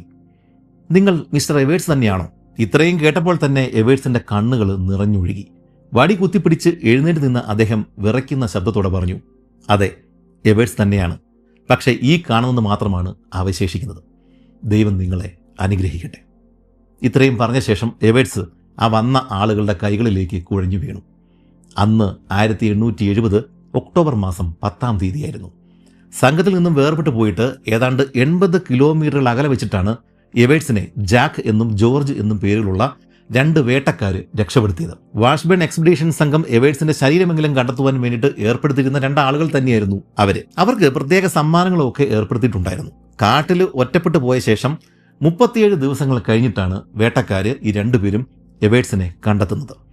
എവേഴ്സിനെ രക്ഷിച്ച 2 പേരിൽ ഒരാൾ അദ്ദേഹത്തെ പരിചരിക്കാൻ വേണ്ടിയിട്ട് അവിടെ തന്നെ തങ്ങുകയും മറ്റേയാൾ കുതിരപ്പുറത്ത് 112 കിലോമീറ്റർ അപ്പുറമുള്ള ഫോർട്ട് എല്ലീസിലേക്ക് സഹായം തേടുവാനായിട്ട് പോവുകയും ചെയ്തു. ഇദ്ദേഹത്തിന്റെ കൂടെ നിന്നിരുന്ന ആള് താൽക്കാലികമായിട്ട് ഒരു കൂടാരം നിർമ്മിക്കുകയും എവേഴ്സിനെ അതിന്റെ ഉള്ളിൽ കിടത്തിയിട്ട് പരിചരിക്കുകയും ചെയ്തു. 2 ദിവസങ്ങൾക്കുള്ളിൽ എവേഴ്സിന് അത്യാവശ്യം നടക്കാൻ പറ്റുന്ന ഒരു പരുവത്തിലായി കഴിഞ്ഞപ്പോഴേക്കും അവർ 2 പേരും നടന്ന് 32 കിലോമീറ്റർ അകലെയുള്ള ഒരു ക്യാബിനിലേക്ക് പോവുകയും ചെയ്തു.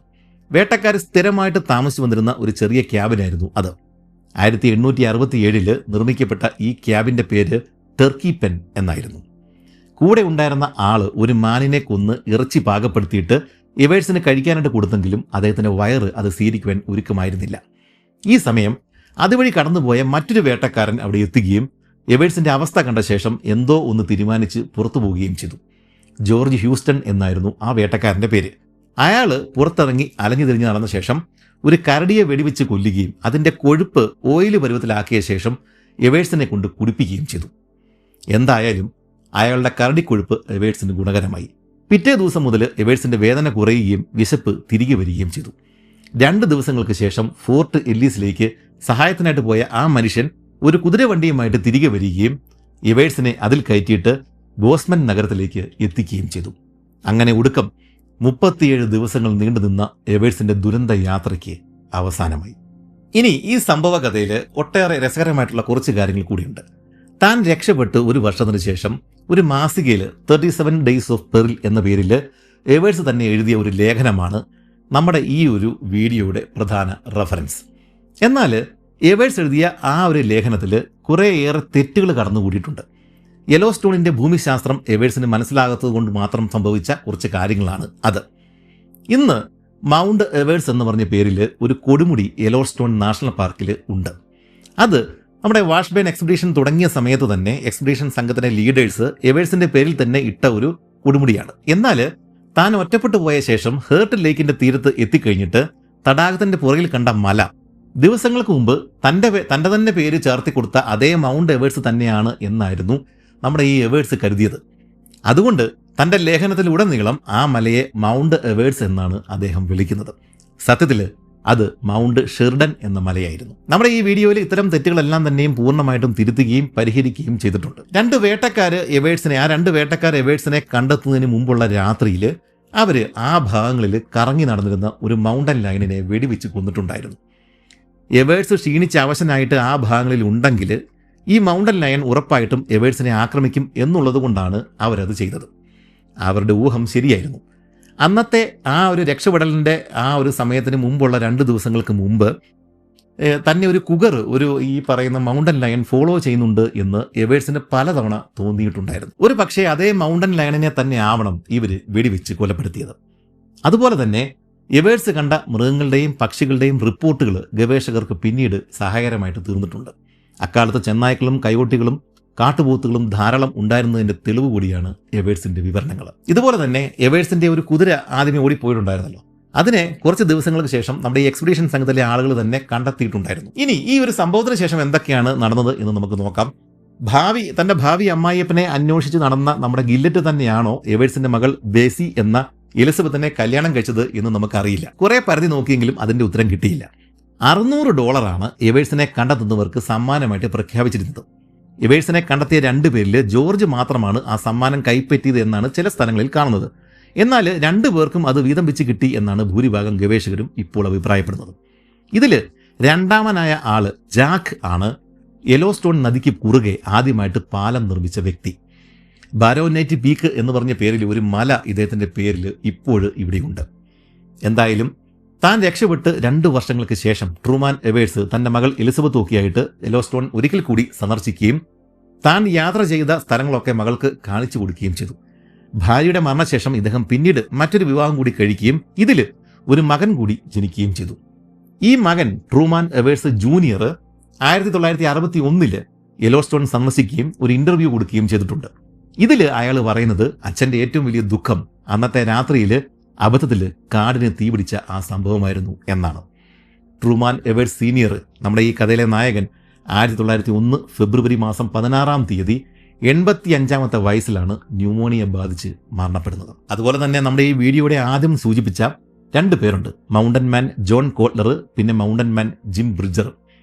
അവസാനം എവേഴ്സിനെ രാത്രിയിൽ ഭയപ്പെടുത്തിയ മൗണ്ടൻ ലയൺ.